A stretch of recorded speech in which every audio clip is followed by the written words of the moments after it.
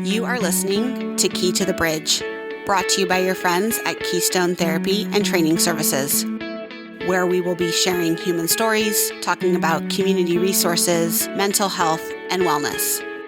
This is a podcast for everyone. Welcome. Good morning. Welcome to Key to the Bridge. We're on episode 3, correct? That's where my brain is at this morning. Thank you for the validation, ladies. Welcome. We're really happy to have you here. I'm Veronica Bosque. I'll be your guys' host today on the podcast. And today we're going to be basically talking about how adults are doing and how their energy, spirits, souls, well-being impacts the youth that they're around, and how we can support adults in caring for themselves, and how that will also help with the care of our young people in our community. That's a good summary. I did a good job with that. I'm trying to remember what. Absolutely. Yeah, that's really precise. So what I'm going to do real quick is have you guys introduce yourselves, give us your name, and anything else you would like to share with us around why you're here today. You want to go next? Sure. Okay. Good morning. I'm Veronica Bosque, and I'm excited to be here. Let's talk about staying regulated. Regulators. I thought about how we could get, I thought maybe we could have that happen, and it did. I appreciate Probably it. wrap it. Yeah, 100%. Yeah, definitely. Can that be the intro song? Yeah, we could. Regulators. Yeah. Moan up. We need that. Really, we do. Okay, great. Thank you for that. Okay. Yeah, go ahead. I'm Mishale Ballinger. My pronouns are she, her, Aya. I'm excited to be here. Super pumped. And I love this topic. It feels very important to me. Something that I talk about a lot in my work. Mm-hmm. Yeah. Very much so. And I think it, you pick a topic to talk about something, and then the universe provides you a very specific opportunity to rein in on why we're talking about this today, at least here in our hometown of Sonoma County. We've had a lot go on the past couple of days, and I think that it has really enhanced my observation of how youth know a lot and they learn a lot from how we act as adults and how we carry ourselves and how we express how we're feeling. And so I had, a little unintentional timeliness of our conversation today. So I know the three of us have had a lot of examples going on the past couple of days. So we just want to honor that too, that the three of us here are working on our regulation. So if all the time. So if we seem a little bit more scattered today on this podcast, it's because we've had a lot going on the past couple of days, but we're doing our best to be here and continue this conversation. So my hope today is that both of you can bring in experiences that you all have had around working with adults and youth, and how, using that amazing word of regulating or balancing or feeling in your body and all the other ways that we can discuss it, what you've seen, and also tools and resources that you all have seen that are helpful, and why some of those things are happening in people's bodies and minds and souls. I think that sometimes that's part of it too, is that our culture wants you to grow out of the tantrum phase. When does that happen? I don't know. 40? I don't. 40? Well, maybe. I'll be great after that. I don't know. Maybe. You just have to wait for one item at the grocery store to be out. And Huge tantrum. Huge tantrum. And I think as adults, right, that word even is so super negative. It's not a good word. And that it's a word to just say, usually with kids, how they're doing. And as adults, we learn how to move more internally sometimes with our, if you want to use that word, tantrum throwing, and what that does to us, because that stuff doesn't leave you. You just figure out different ways to handle it. So I'm always got mad respect for the kid at Trader Joe's who lays on the floor for 5 minutes and screams. I'm like, man, I want to get down there sometimes. I want to do it too. The kicking, the screaming, because it looks great. They look like they feel better free, after. right? Free. Let it ride. So that's kind of where we're going today with this conversation. So my first question to each of you, and you guys can talk as you would like to talk, just feel comfortable on the mics, is where do you currently see this happening in your work, in your community? And what are you usually doing? What's your role usually in how you are working with this type of experiences, interactions with adults and youth in our community? I have so many different things that are coming to mind. I think I think about it just in my own life. You know, I'm a therapist. I'm somebody who's studied the mind and body for a long time, and a yoga instructor. And in my internal dialogue, it should be like I should always be regulated. And I think just that I should have that down, and I'm not at all. And so understanding like just the nervous system response and what impacts that has helped me. And I think that's inspired me to like be more self-compassionate about my own regulation and give more space for it. And so that has informed my work a lot, I think, both with individuals or families that I work with, but also I do a lot of work with educators. And it starts there because when we talk about trauma responsive strategies, we use the Bruce Perry neurosequential model a lot. And that's like starting with self-regulation so that we can co-regulate and then relate to each other, and then reason, learn, do all the things. And so I think a lot about, like if we're not regulated, really what's going well, you know, like, and so it's interesting because If we're not regulated. you can like say and do all the things and it's like not going to go, like I can come home and say the right things to my kids, but if inside I'm on fire, they both just know, right? And so for me, it's about, I think, get to a certain age or roles, right? Caretakers in any way, service providers, where we stop allowing ourselves to pay attention to ourselves and think that we're doing the right thing for others. But we can't do a good job of supporting people while we're dysregulated. We just can't. We can really want to. So, in the world, I feel like there's just like the pace at which we go at is wild. It's very dysregulating, you know? It's dysregulating. It is dysregulating. And a lot of what the world's going through. So whether it's young people, I mean, in education, parents, just lots of dysregulation happening. Right? And it makes sense. In the grocery store. Yeah. Grocery store. And I think for me, when I see that young person tantruming and I see like a parent who's just like calmly still shopping and letting them and not trying to control it. I used to be like, what? Before I had kids, like, don't you care? And now I'm like, oh, you're a genius. Yeah, just stay regulated and keep shopping and know he'll be okay eventually. The self-talk. What self-script do you say to yourself? Can I borrow it? Right, exactly. And I need it on repeat, please. Yeah. Oh yeah, the self-talk with the regulating is super helpful. One, I think too, in order to be regulated, you have to have this, I think, positive relationship with time and space and energy, right? And so time functions as a constant continuum, and how time has progressed for you in your life or in this week or in this day or in that moment can drastically impact your ability to be regulated. And, we're using that word, and it probably has more meanings in the thesaurus than I could come up with this morning. But to think of like order, right? And correct or straight or all of those words that imply that you're organized, you're together, you're successful and yes, good. Exactly. And so what contributes to those attributes, right? And so in work, that can potentially be unorganized, emotional, right? That can be in direct contradiction to time. What's our internal ability to remain in order? Which is crazy. Is she going to blow my mind the whole time we're together? Because so much of it is related to that sense of urgency, right? I'm over here thinking inside. about the tick, tick, tick, tick, tick, tick, tick, like that idea of like what time, like, because I gotta just take a sip of my coffee. I don't. My mind's going about the time situation. That's a big deal. Because like, there's no time for these big feelings because we gotta get grocery shopping done so that we can get homework done so that we can do dinner so that we can be a good family. Because if we don't do all those things, then all the judgments, right? Yep, 100%.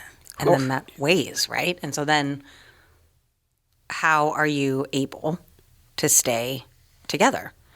And I want to just draw attention to the sign that you've so aptly selected, where it's like, how you feeling? And that's like 3 words that really are incredibly powerful and can really speak to how together are you feeling? How regulated are you? And that then, of course, is a matter of opinion, because in this time, in this moment, I've actually led up until right now been okay. So I can be okay, even though everything in my world could be absolute chaos, but like in this moment, I'm okay. So I have a positive relationship with time. And I don't think we give, especially as adults, enough time for ourselves to fully get to evaluate how we're progressing. And that can cause anxiety and anger or frustration, because whatever pace you have set for yourself, whether you've fallen behind or you've gone too fast or you've had to stop, how does that then impact how you're feeling? Yeah, and I think you also too are all speaking around time and like our culture around this idea of what it means to be like holding your shit together. Yep. Right? You know, like that we have you have a particular culture being in the United States. There's a culture being in California around what that looks like. And then there's a culture here in Sonoma County around what that looks like. There can be a culture in your home, wherever you live, around what that looks like. All the other places you go throughout your life or through the day, there's like rules around like what it looks like or feels like to other people around like having yourself together. So like going back to like time, context, environment, like those things really very much matter. And there's a culture around what that looks like, right? Because like when you go to the club, which is what I'm thinking about right now on this Love that. Wednesday. You know what I mean? Right. Because you go to the club. Wednesday morning, Yeah, thinking about Wednesday the morning. club. I was thinking about the club. You know what I mean? Because I'm thinking about places where I'm allowed. I went to this place where I'm allowed to be dysregulated. Like there are places where you're allowed to be dysregulated, you know, and going dancing in an environment like that is something that I really enjoy because I am allowed to be dysregulated. You can be loud, you can be fast, you can be, you know, even on other substances, if you would like to encourage dysregulation, you're in groups, like there's places. And that too, I think is also part of the conversation of like, where are you giving yourself space to either intentionally, or if it does unintentionally happen that you're going to be not having your shit together, where do you get to do that? You know, like that other piece around that. Like, and my other, because you all know, I'm like eyeball deep in parenthood right now. Like I think about a jump house. You know, you a bouncy house with kids, you know what I'm saying? And it always starts out like, oh, okay, like, cool. We're like all gonna bounce. And like, yeah, the warm up. And then about 30 minutes later, that Someone place is is crying. the Thunderdome. Yes, man. absolutely. And kids are Dysregulation sweaty, to the max. Right. About sometimes it falls over. We've had so. I mean, someone is definitely going to be bruised, usually in the face, but they're given like a space, right, to like really get in a. It's like physically comfortable too. Like if they fall, it's not going to hurt as much. Whatever. And I think about adults sometimes like needing a bounce house. Like Absolutely. what that bounce house looks like could be for everybody. Sometimes it's movement, sometimes it's stillness. But where am I going to be, or how am I going to be dysregulated if I need to be, so that I could go back to regulation? Like I'm thinking about like that process. And so thinking now just to like talking about time, space, context, environment, who we're with, thinking about the body, right? And talking some about that. Like you all are welcome to share about personally what you sometimes feel in your bodies, or what you've witnessed and also experienced from other people in their bodies. And I know too, you both have a lot of experience with what is happening in the mind, in the body when that is happening in your lines of work. So I invite any of that also to the conversation. Again, so many thoughts. I'm thinking about both this idea of how one might be able to be in balance or stay regulated when things are messy, and how that's perceived, right? So thinking about a way for things to be regulated, but maybe they look messier, and how the pressures of society make that unacceptable, or it seems like we're not doing the right, so how can we give more expansiveness to this idea of like what feels good in my body, and I feel like if we were okay with not being okay or things being more messy, we would be more regulated. And then I also think about what you're talking about, and I see this a lot in schools, this dysregulation that comes from joy, right? And so I do observations in classrooms, and especially in elementary schools, I see students getting up out of their seats, blurting, shouting out, just being so excited about learning. This engagement that we all talk about is key to successful learning. And then because there's no time, that pressure, there's no time for joy. There's no time for that kind of excitement, and being able to allow it and then be able to move through it back into a place of regulation, right? Like being able to be in the bounce house, and then how do we get back into ride that wave. Yeah. And I think that's really important for all people, that ability to play and get excited in that way.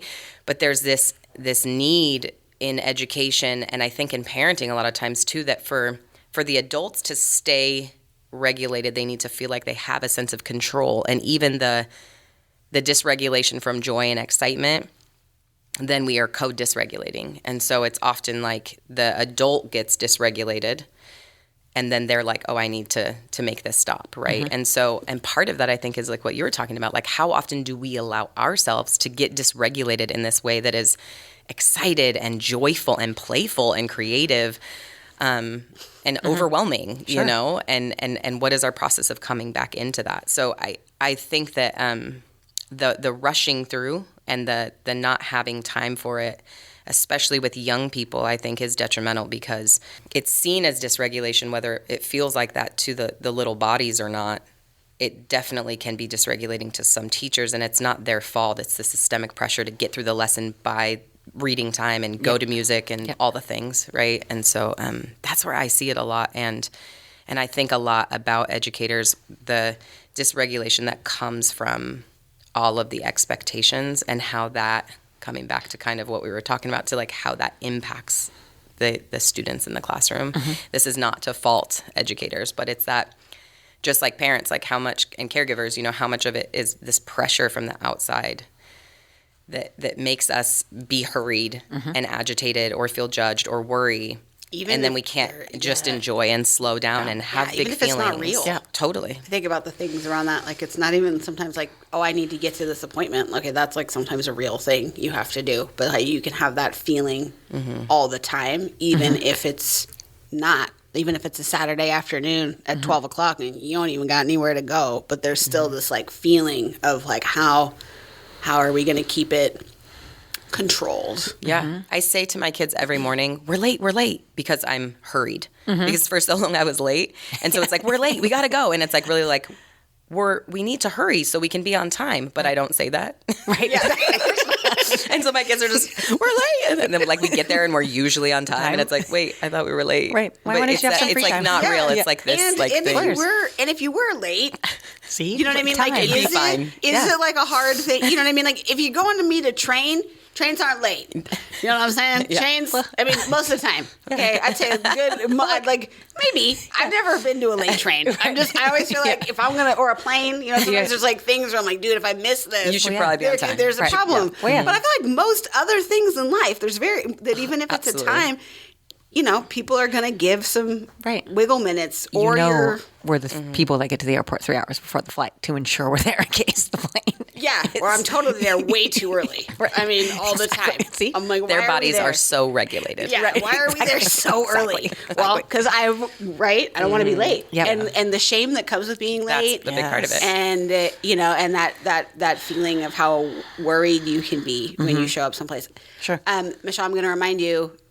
Neuroscience, because I feel like we're tapping into like this idea too of like what is happening in our brains. And I did say neuroscience, you guys. I'm not a neuroscientist. I mean, no one sitting here is a neuroscientist, but we know a lot about the brain, and Michelle knows a lot. When it comes to regulation, I think the thing that I think about the most is that our nervous systems, which are our surveillance system for if we're safe and we can connect, or if we're in danger, right, are our regulation systems. And they're connected to our senses, all of what we're seeing, hearing, all the things, right? We're taking that information in. And as infants, we don't know how to self-regulate. Like, we're all born with this need from soothing from a caregiver. And so if there's not consistent soothing or co-regulation, which means my nervous system is calm and it pulls this other nervous system in to regulation with me, if it's not consistent, right? And when an infant cries or is hungry or needs a diaper changed or all the things that could happen, that there are humans, typically adults, caregivers, sometimes older siblings, whatever, that have regulated systems that can bring them into that. They don't learn to co-regulate, and they can't learn to self-regulate before they can co-regulate. And so I think that there's so much stress on adults that are caring for children. And some of these children come to school and they're in first or second grade, and we have these expectations for them to be able to self-manage their emotions more. And then they come to school potentially with adults who have so much pressure, it's really hard for them to be regulated. And so there's all of this co-dysregulation happening. And our nervous systems talk, right? Because if it's a survival skill that if like you're sensing there's a tiger, I don't need to wait to see the tiger coming towards me. Like if you're, we got to run, then my nervous system picks up on that. And if someone's had a history of any adverse childhood experiences or traumas or toxic stress, high stress, their nervous systems become so much more sensitive in one of two ways, which is either underreacting or hypervigilance and overreacting. So in schools, we see so many young people, especially in our community, we don't have to ask anymore. There was like a time where we were like, what is your ACE score? You know, we know like every human who's lived here in the last 5 years has experienced community trauma in addition to whatever personal, family, community, generational, racial, discrimination-based traumas that they've experienced. And so there's just a lot of really sensitive nervous systems. Michelle, real quick, can you say it one more time? You said you cannot learn to self-regulate unless you have had the experiences of co-regulation. Consistent co-regulation for years. Consistent that means needs are met. Yeah. Right. Consistent co-regulation is necessary for years for you to learn how to self-regulate. Yeah.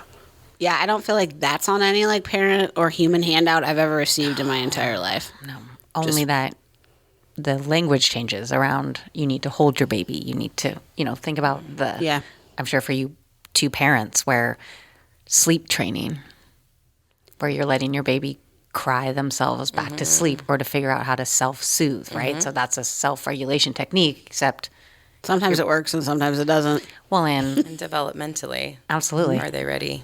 Ready. And babies are trained to communicate by finding and using their voice. And so we aren't fluent in their language yet. And so how exactly does that, I'll say, structure really achieve success? Well, and two, I just want to give a shout out, V, you're talking about like being a parent. You're an adult who has helped raise many children. And you're Auntie for life. Well, and just, right. Like so involved in other, and so like that's the other part too, where I think adults sometimes, if, we're around each other as adults, but if you're around youth, then you are in that community of helping raise and co-regulate and, teach, regardless of where the kid came from, right? If they're around you, they're paying attention. And that's where we get that idea from like one trusted, regulated adult who really connects with a child can change a life and help heal trauma. And I think where we see that differently and we should pay attention is in families that have a village and a community that support. Like attachment theory in an individualistic society looks really different than it does in a communal society, right? And so for a family like yours, where if your body becomes dysregulated, there is another person to soothe your baby for a little while. And I think this can often, as parents, feel so overwhelming. As a parent who had a child who had colic for 5 months and was dealing with postpartum anxiety, I was not a regulated body. Like, it's really hard to hear your baby cry 12 hours a day. Totally went to Michelle's house and held that baby for a little bit. And so what happened was people Girl needed a break. Exactly. And that's what I mean is, and so I think about all of the humans who don't have, a mother and a mother-in-law and so many friends like you. I mean, people slept on my couch and held a baby. Like, so then those children, right, like, to no one's fault. Because you can give basic needs, you can hold the baby, but if your whole body is on fire and inside just are like, that impacts the baby. So you can feed the children and do all the things, but if your nervous system is so dysregulated that there's an impact there. And so my goal is not to blame. My goal is to think about how when we want our children to be healthy, we have to think about how we support the whole family and the adults in schools who care for them. And if we aren't in full support of them, it's going to negatively impact the children that they're caring for. Because can we keep it real for a second? I mean, I know you have more children than me, but like... We can totally keep it real is all hard. The time. Yeah. Mm-hmm. And especially when you're holding space all day for people and then you come home and then like my poor children, I'm just like, I have no more regulation left for you. Right? No, I'm like pretty sure. Make it all up. Yeah, no, dude. I feel sometimes I'm like, oh, dude, I'm like that story about the cobbler's kids who had no shoes. You know what I'm saying? You know that story? That's sometimes what I feel. I come home and I'm like, dude, I don't have anything left for you. I don't. So unfair. And they, you know what? They know. They do know. They do. Sometimes I swear, talk about co-regulation. I'll come home and one of them will come up to me and be like, Mama, you tired? Yes, I am tired. You eat? This is a baby. I'm talking about my little 2-year-old. She knows. And then the big kids, they're good at like also to like, reading, like, okay, maybe we need to chill, or dance party time. You know what I'm saying? Yep. Like, let's crank it up. Right. And like, knowing all of those things, but people are like, how do you know? I'm like, I don't know exactly how I know all the things that you know in terms of regulation, but now being old enough, I feel, to have more retrospection, I definitely had adults who were teaching me how to co-regulate. And they had those attributes and skills and like energy, and where they got them from, sometimes I can't believe, because their lives were woo, but they had the things. And looking at different ways of doing it, because there isn't just, one way. And so sometimes I think we think of stillness and being quiet and like taking breath and all those types of things. But V, I want to let you speak, because you also are coming too from a place around like movement in your body and being with people in athlete world. And that's a different way of looking at how things feel when you want to care for yourself. Absolutely. And in sports, there is a spectrum of regulation, right? And to have on either end, where if you're dysregulated or regulated, and how are you acknowledging in those moments. But I think sports allows a lot of flexibility and like range within that spectrum, to where you're exuding energy, right? Physical, emotional, mental, all at the same time for multiple hours, depending on what sport you're playing. And in a game, for example, you could have all the highs and lows, right? And how you're able to celebrate the highs, again, as you talk about dysregulation and joy, to where even athletes who, you make a basket, most of the time there's some kind of celebration. Arms are in the air, or you're high-fiving your teammate, or chest bumps are happening. The game's still occurring, but I have a moment of dysregulation of joy to like commend the fact that this just happened, and great. And hopefully that'll, happen more often. Or you miss a shot or whatever, then there's sometimes exuded emotion around disappointment or sadness or whatever. And so again, and allowed, because within sports, like, that's okay, that you can proceed through a range of emotions and a range of regulation. And that's an expectation. And it's supported. Coaches experience the same spectrum of feelings depending on how a game is going, or a race, or want to give a shout out to all the coaches out there. There you go. And how we are able to accept moments of dysregulation of joy and frustration. So we think about when an athlete makes a bad play and they're subbed out, and so they throw their cup on the floor or break something. We've seen it on NFL games or something like that, and that's okay, right? That we accept the fact that they're emotional and frustrated and mad of whatever happened. And we use the word like they're juiced, they're pumped up. Exactly. Yep. And that's okay. And for the athlete that's experiencing those emotions, like, here's my regulating tool, right? Is that I needed to throw the cup or I needed to break the clipboard or whatever it was. And so to bring me back to make sure I can continue doing whatever it is that I need to do. As far as a external force that can happen, right, where crowded gym, something happens for one team that potentially another group of fans disagrees with or whatever, and the allowable reactions and like the length of dysregulation that can occur is so different than when we're at the grocery store. Right? And so like the contextual change around tolerance for someone experiencing the spectrum of regulation and how that changes depending on where you are. And it fascinates me, having been a high school and college official, was a high school athletic director, spent time in college sports, and fascinating how people can transform for the good, bad, happy, sad, walking into a gym or onto a soccer field or a football field. And what support mechanisms are in place to like help with the co-regulation in any given moment. And so whomever is around that person or whatever, their ability to help co-regulate, right? And so again, the player who made a mistake and is so frustrated, there are some teammates that will reach out and, you know, like pat them on the back or words of encouragement or whatever, or will create so much space because they know their teammate needs space, right? And like, don't come near me, give me some moments to get it together or whatever. And how that just happens. And so it's interesting that like we don't allow ourselves to be able to do that in any other context. I haven't seen it. Yeah. That flexibility to go through a range of emotions without judgment, where it's almost expected for you to not be an emotional robot. Yeah. Yeah.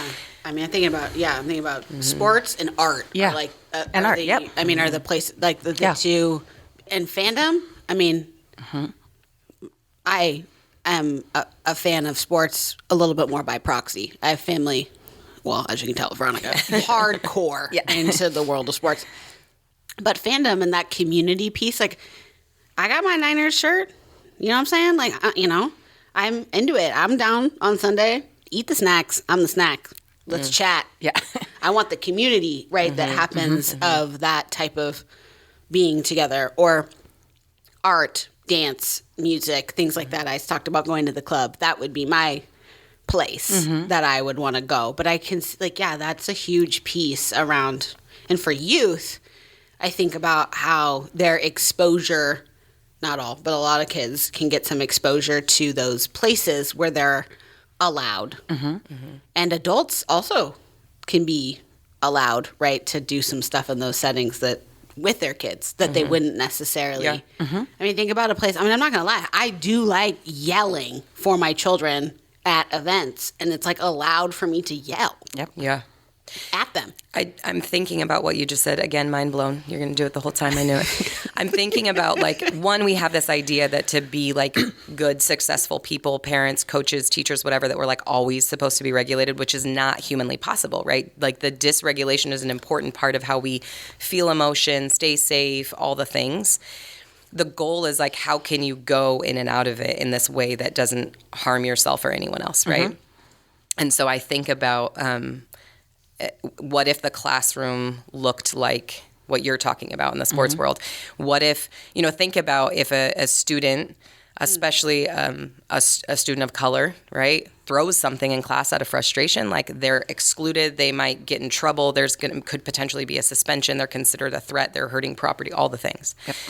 Versus, not that we want to encourage those types, but if we could respect, like, Sometimes behavior is communication. And sometimes it's going to happen. And Not if all the I time, need to, but sometimes. one is like, how do we respond when it does, right?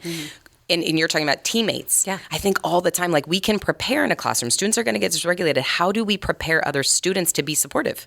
To either know, I need to give space, or how can I support you? Because even their regulated bodies, that co-regulation is the number one way for anyone And we all know, we've all felt it. We've all been a mess and called that person who just hearing their voice helps our body settle. You guys, I almost just died choking on coffee, and you all totally helped regulate me. I'm just going to be clear. I felt like you were going to be okay, so I could stay regulated. Exactly. I was like, I didn't think it was our last moment together. I knew we were going to have more. But like, you know what I mean? Like that. Yes. Right? Like even that energy, I'm like, oh, I'm going to cough, and I'm on a podcast, and that's embarrassing. And like all those things happened, and you guys were like, no. Let's ride with it. It'll be fine. It'll be fine. But that's exactly what you're talking about. Well, and I think too, what helps, and not to interrupt your that's train okay. of thought, but connection, right? Yeah. Is like your example provides just some more, I think, just evaluation around how can students and teachers feel connected in a class in comparison to how you feel connected while being on a team. And why is that so vastly different? Right. And how key that is for being able to support dysregulation to the fullest. Right. And if you have that connection, it's one of the most powerful tools for anyone to be regulated again, because you can't actually, your body, your nervous system can't feel unsafe and be out of balance and also be connecting.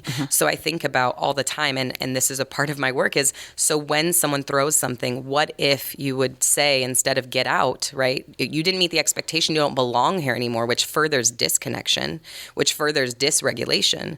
What if it was, I noticed that you threw something. It seems like you're upset. You know, do you need some space, or do you want to chat for a second? Or is there someone you want to talk to? Or do you want to draw, right? And just that, like, and that's what you're talking about is happening, right? And just the mindset of like, yeah, it makes sense you're frustrated. And sometimes when you're frustrated, you feel like chucking something or kicking something. And maybe there's a time at some other point when you've had regulation and relation or connection to reason other ways of doing that so that you don't break things, right? But it's not seen like you're bad, you get excluded. And I think a lot, especially about young men of color who may be allowed in one space to do that if they're playing sports, and then have to code switch. And then what happens, that school to prison pipeline that comes from being over disciplined and punished for just being a human. And what we forget is babies, what do they do when they need something? They behave, right? They cry, they kick, they scream. And then at some point, all of a sudden, we're like, oh, you can't behave. You need to calmly tell me what you need. And it's not eloquently. What adults are doing that? Right. Like when I'm mad, I'm not like, I'm feeling frustrated. And so I like still sometimes want to Right. bite people, and that's not allowed. I know. Like, you just, like, don't for a I'm not while. allowed to like bite anyone. Like you get to like 2 and like biting's done. And I'm like, why? I mean, it makes total sense that you would want to bite somebody. Yeah. No, absolutely. It makes so much sense. does. Okay, and then you can't do it anymore, and we send you to school. And I think about like start how young that starts. I think about the amount of parents that I have talked to and caregivers of youth who've had things happen when they're teeny tiny, and how quickly that starts. And I get it. You also shouldn't go to preschool and get chewed up by a bunch of kids. Absolutely. Like, you shouldn't be like Unless you deserve it. You know what I mean? Like you shouldn't. You shouldn't be like literally. Which you never do. You never. You know, like you shouldn't be chewed on by other humans. I totally get it.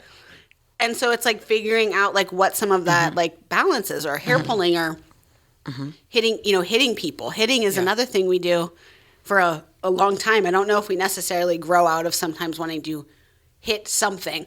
Sometimes it's a person, and sometimes it's something else. But it's interesting how quickly that starts, how quickly that starts. And so I'm over here thinking about my little who had hand, foot, and mouth a couple weeks ago. P.S. Don't do that. Not a good time. Yeah. But she couldn't eat for like 3 days. And day 1, I gave her some like frozen grapes. And like the fact that it wasn't pizza, because that's what she wanted. Girl chucked grapes. Chucked them. And don't blame her. No, I want to chuck grapes just too started chucking them. And I'm like, okay. But it was that idea of like, okay, what am I going to do in this moment? Like I could have said, stop, no. So I said, okay. We don't throw things in this family. Yeah, we don't throw things in this house, right? Or whatever. And I was like, okay, what do I do? And so I'm like, she's screaming. And like I put her on the floor, and Ryan is like, what are you going to do? And I'm like, I just started handing her stuff she could throw. I was like, here's the Nerf ball. Here's the, like whatever. And he's like, what are you going to do? I'm like, she obviously needs to throw some stuff. Right. It's frustrating. And like her mouth is covered in sores. And instead of telling you, don't do, meet this expectation, you were like, well, let's do it safely. Like, how can you express frustration or disappointment or fear in a way that doesn't hurt you or somebody else? But I was thinking that night about caregivers of young people who don't know that that's allowed, right? Like, because they just, or that's bad, or like, what habits are you creating or whatever. And having those reframe conversations, like, well, actually what I was hoping to teach is that if you have that feeling, here's a way to do express it. And I don't think that that's something, right, you're talking about in sports, in that you're allowed, right? There's a way to do that. We don't have a lot of support or training or resources on having other environments be allowed to like do those types of things. And so much of the help for people is cognitive, right? And what we have to remember is that when I go into fight, flight, freeze, or fawn, right, my stress response, when I'm dysregulated and I'm feeling one of those things and I want to chuck grapes, all of the blood in my cortex, my prefrontal cortex, goes away, which is my decision-making, impulse control, thinking, language, memory, recall, all that's happening here. So in that moment, we can't learn something new.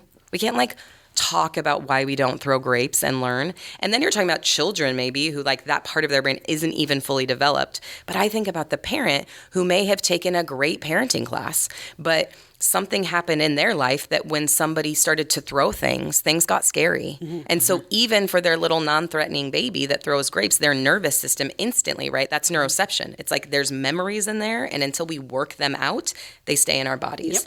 And that's why for all of us, whether it's in sports, you have these built-in regulation tools. You're moving bilaterally, right? You're moving rhythmically. You're with people that are regulated. There's connection happening. And so in these other situations where those things aren't happening, then we get dysregulated and we can't recall like the heady things that we learned, right? I literally do this for a living all day. Like I talk about regulation on a daily basis. And there are triggers that happen in my home where I can know all the right things to do and it doesn't matter. So if I can't give myself the pause to be aware, like, oh shit, my body's on fire. I probably shouldn't like do anything. You know what I'm saying? Then we can't get into a regulated space where then we can use all those cool tricks. Well, and I think about too, like Veronica literally had a job where she like deliberately went into a gym to be screamed at for like hours repeatedly. That sounds terrible. Know, sometimes the screams were sometimes it was celebratory. Joy. You know what I'm saying? Even the joy was scary. But I think about that example, right? Like referees are one of those people who I'm like, oh, hey, there's a mental health provider. You know what I mean? Like there's somebody who literally, right, is being a facilitator of like how to hold the space for a place where really intense levels of dysregulation is allowed and they're supposed to manage that. And I think that when I watch her do that, I'm like, oh, there's so many skills that are being taught by referees who are in it sometimes with thousands of people. And how many people get in their face and they still somehow manage to stay regulated and know they're safe? Whereas like, do you want that self-talk script? Oh my gosh, I do so bad. And I want to give it to like everyone because the amount of times I hear like, but it's unsafe. They were yelling. And you're like, I don't know. I mean, people yell sometimes. Sometimes people yell. How many adults yell? Right. Sometimes we get loud. Real and loud. Sometimes, even at max volume, coaches had some pretty poignant things to communicate. So it helps in the listening, right? It does. I heard that very clearly. Exactly. Because you screamed it in my face. And I think, too, the validation, right, and acknowledging the dysregulation, like exactly the example you gave in the class or when I was officiating, to look a coach who had completely lost their mind. Left the body. Completely. Not in the body. To, like, nod and to, like, I hear you. And just like eye contact, 3 words, pause, and like stop moving, right? that can help with like the co-regulation, right? Of like, yep, okay, even though what you're saying is never going to happen. Yeah. But I understand Yeah. that you had an opinion you needed to express, right? And the time, again, about being able to do that varies in length, depending on what context we're in. And in the classroom, right, at a basketball game to where time is of my control, where we're there's not like a legit inbounding clock. the ball again until you're back in your coach's box. You've regulated yourself. And if you can't, I'm going to ask you to leave. Yeah. And we go through all those procedures. Yeah. But that all happens, right? And the amount of control that referees get to have as far as facilitating regulation, like if teachers were able to have some of those control mechanisms, right? And parents, or I think, parents and guardians, just, caregivers, anybody. Who's and I'll say caring that for like somebody, or I'll say anybody. the license, because they know how to Yeah. be able to have the license in order to do it.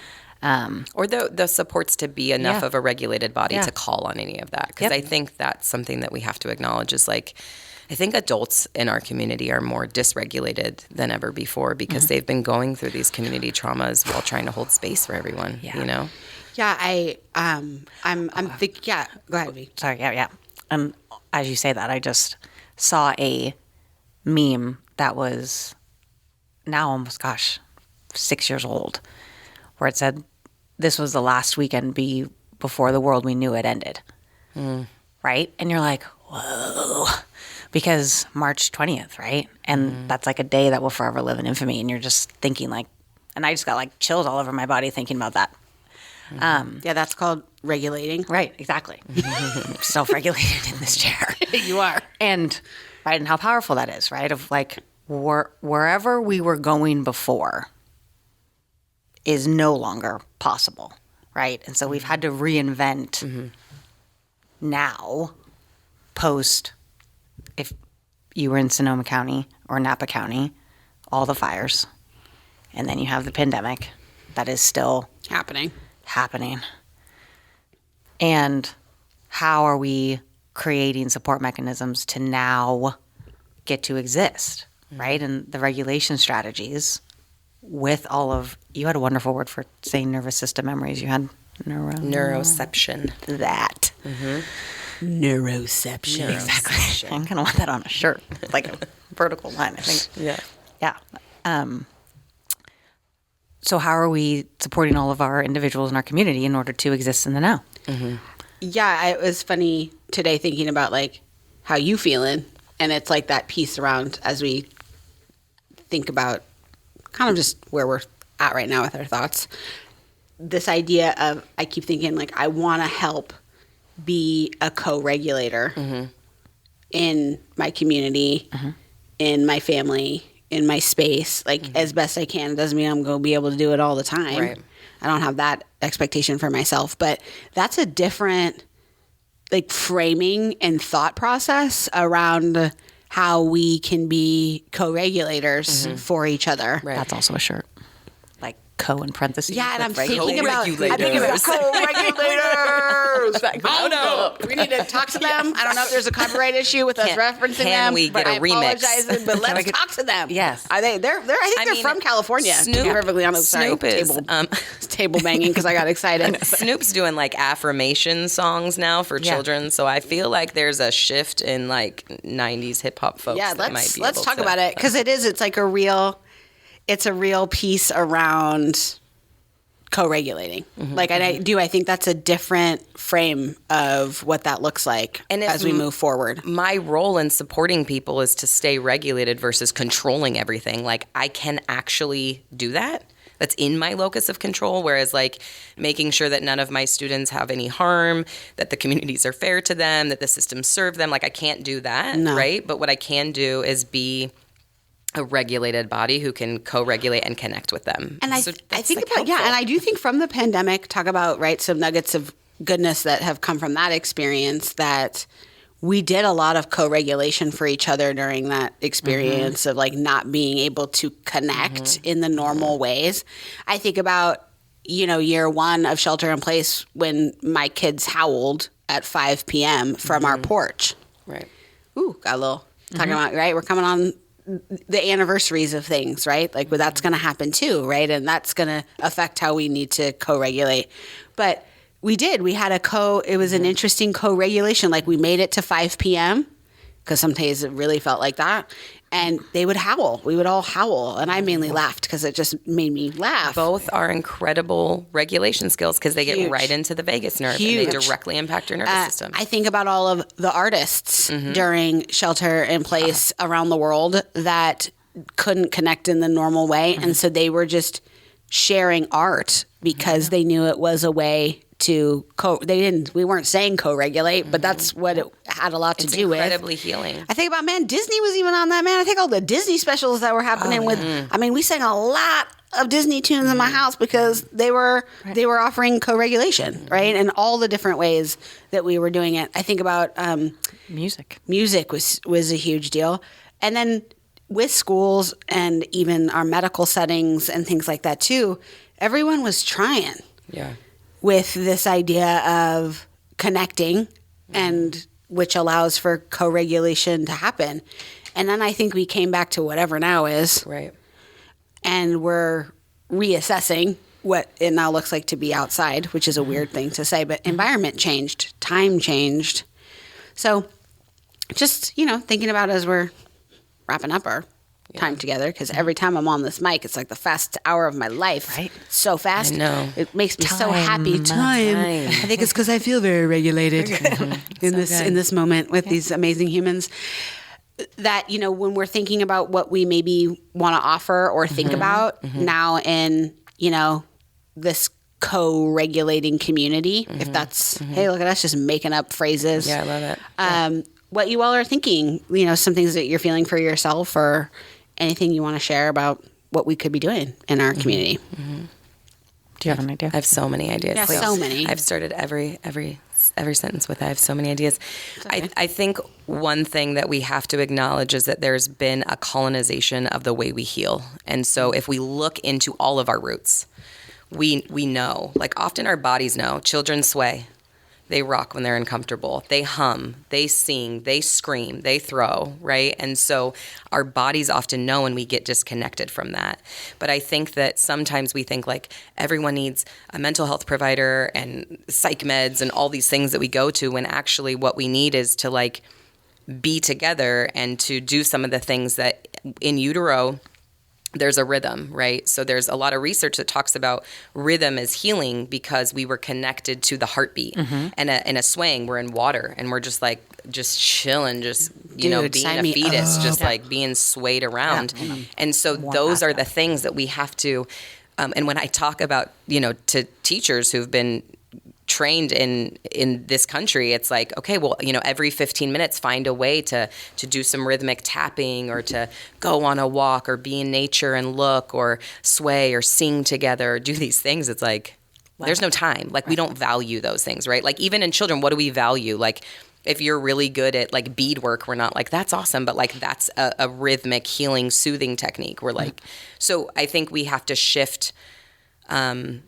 understanding that ancestral knowledge and wisdom and ancient traditions of things like drumming and rhythm and swaying together in song circles and community meetings and welcoming with eye contact and greeting have huge value to our mental health and our well-being. And we do it with babies. We know to soothe them by swaying, but that doesn't like change. Our nervous systems are still regulated by those types of things. And so that's actually my favorite thing to talk about. What I find though is that many adults who have been schooled and raised in this culture dominant.